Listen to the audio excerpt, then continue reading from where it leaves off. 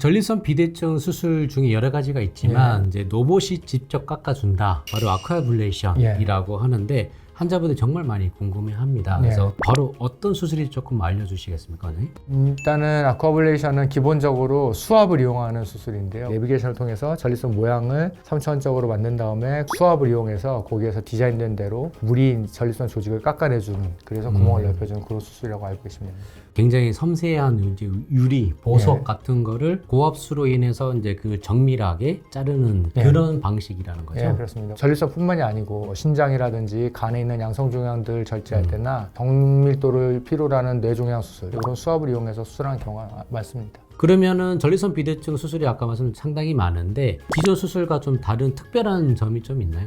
TURP나 폴륨 레이저도 최근에 많이 하지만 이런 것들은 기본적으로 전립선 조직을 태워서 잘라내는 수술이기 때문에 발기신경이라든지 괄약근이라든지 소변 나오는 통로에 어떤 열 손상을 가해서 부차적인 어떤 합병증이라든지 후유증이 있을 수 있기 때문에 열에 의한 손상이 없다는 것이 가장 큰 장점이고 원리가 되겠습니다.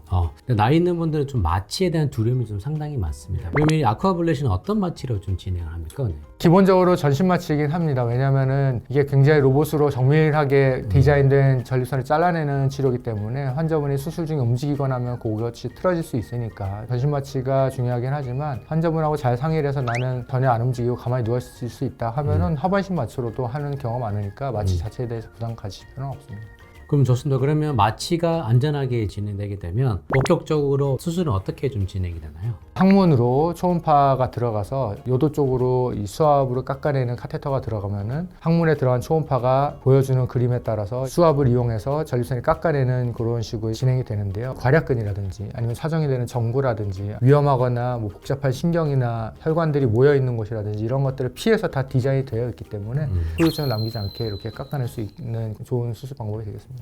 왜냐면 이게 로봇이라고 하면 요즘 AI 세대에 AI가 막 춤도 추고 막 덤블링도 하고 막 하는데 로봇이 직접 깎아내는 거면 사실 뭐 의사의 실력이 그렇게 중요하지 않지 않나요? 무조건 잘 되는 수준은 아닌가요?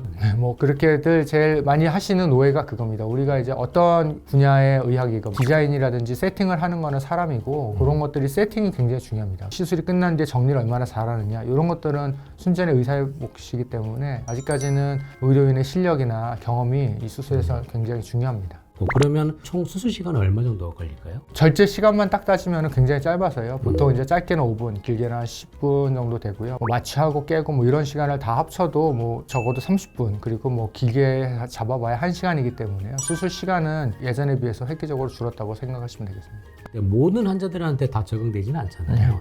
그래서 어떤 분들에 잘 맞는 수술이 아쿠아블레이션일까요? 최초 개발됐을 때는 이제 30에서 80g 정도의 중등도나 고도 비후 정도의 전립선에서 권장을 했는데요. 최근에 많이 연구를 해보면은 뭐 100g, 150g 이상이 된 거대 전립선에서도 충분히 효과를 나타냈다. 이런 보고들이 많이 있기 때문에 다른 수술보다 더 안전하게 할 수 있으니까 뭐 그 장점이 되겠습니다. 뭐 최근에 200g 이상 또 뭐 수술하셨으니까 네, 그렇습니다. 뭐 안전하게 잘 됐고 그러면은 지금 계속 장점만 얘기했는데 단점이 어떤 게 있을까요? 아직 개발된 지 얼마 안 됐기 때문에 뭐 추적 관찰은 잘 안 되는 상태라는 게 조금 단점이 있지만 이물질을 삽입하거나 변형을 하거나 이런 수술이라 그러면 장기 연구가 중요하지만 이렇게 단순 비교가 수술 전에 가능한 수술들은 그런 장기 연구가 그렇게 중요하지 않습니다. 그럼 마지막으로 수술 이후에 회복 기간은 좀 어떻게 됩니까? 하루 정도 입원, 그러니까 1박 2일 정도의 어떤 치료 시간을 생각하셔야 되는데요. 소변줄을 한 일주일 정도 삽입해 놓는 게 안전합니다. 왜냐하면 지혈의 효과가 있기 때문에 그런 것들은 좋고, 그리고 완전하게 내가 일상에 아무 문제 없이 복귀하는 거는 뭐 일주일에서 길면 2주, 부부관계라든지 아니면 뭐 아주 힘든 운동 이런 걸 하는 데는 뭐 한 달에서 한 달 반 정도, 4주에서 6주 정도 생각하시면 되겠습니다. 모든 수술은 다 이제 회복 기간이라는 게 있거든요. 그래서 수술이 아무리 잘 됐다고 하더라도 휴식을 충분히 취하신 다음에 해야지 효과를 충분히 만족시킬 수 있기 때문에 그런 것들을 좀 지켜주시는 게 좋다고 생각합니다.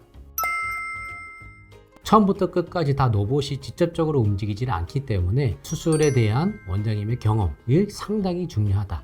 이런 걸 좀 꼼꼼하게 체크하시고 수술을 생각하고 계시는 분들은 충분히 고려해 보시고 결정하시는 게 좋을 것 같습니다. 다음 시간은 더 유익한 정보로 찾아오도록 하겠습니다. 오늘 감사합니다. 네, 감사합니다.